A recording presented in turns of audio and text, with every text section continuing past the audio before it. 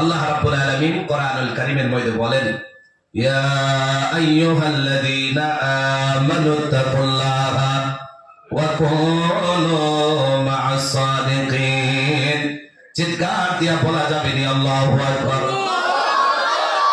মুসলমান, গভীর মনোযোগ দিয়ে কথাগুলা শোনা লাগবে। জানি না রে ভাইয়া, কার জন্য আজকের রাতটা শেষ রাত হয়ে যায়। এ বাবা, মসজিদে আজানও হয়, আবার মসজিদে মানুষ মারা গেলে ওই মারা যাওয়ার এলানও হয় কি হয় না। জানি না রে ভাই, কার জন্য মাইকের মধ্যে কালকে এলান হয়ে যায়। দেখতে দেখতে দাদা মারা গেছে, দেখতে দেখতে বাবা মারা গেছে, বড় ভাই ছোট ভাই অনেকেই মারা গেছে। জানি না রে ভাইয়া, আবার আপনার জন্য কবর নাকি অপেক্ষা করতেছে।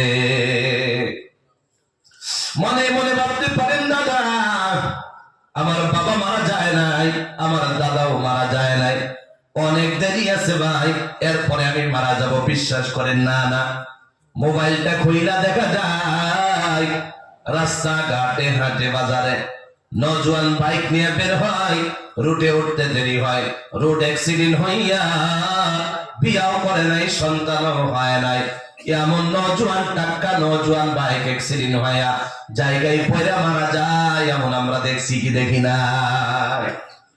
এই জন্য বাবা, দাদাও মারা লাগে না, বাবাও মারা লাগে না, বড় ভাই মারা লাগে না, মৌতের সিরিয়াল কোনোদিন একসাথে হয় না।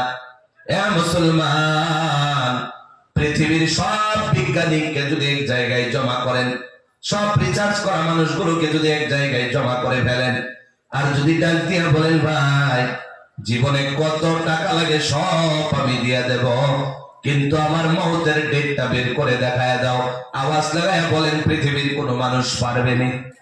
জোরে বলেন না, পৃথিবীর কেউ পারে না। এই জন্য পারে না রে ভাইয়া, মৌতের কথাটা আল্লাহ রাব্বুল আলামিন কারো কাছে বলে না। মৌতের ডেটটা আল্লাহ রাব্বুল আলামিন লুকাইয়া রেখে দিয়েছে, কেউ জানে না। সন্তানের মৌতের কথা বাবা জানে না, নাতির মৌতের কথা দাদু জানে না, আবার আদরের দাদু মারা যায়, নাতি ওই খবরটা জানে না। কোন দিন মারা যাবে প্রস্তুতি নেওয়ার কোনো সময় পাওয়া যায়নি। এ বাবাজি, জিনায় লিপ্ত হয়ে আসো, মালাকুল মাউত হাজির, জিনায় মারা যাইবা। ডাকাতিতে লিপ্ত হয়ে আসো, মালাকুল মাউত যদি হাজির হয়ে যায় ওই ডাকাতিতে মারা যাওয়া লাগবে।